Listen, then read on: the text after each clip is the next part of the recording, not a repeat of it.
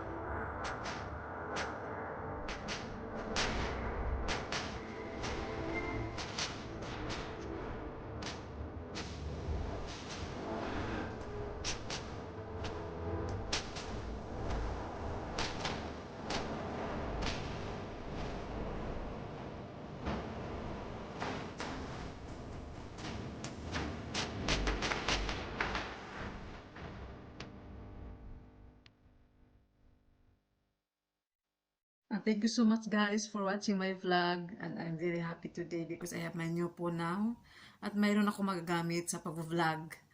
Okay guys, thank you so much. I hope you enjoy watching my video and see you soon for my next vlog. I love you all. Bye bye guys.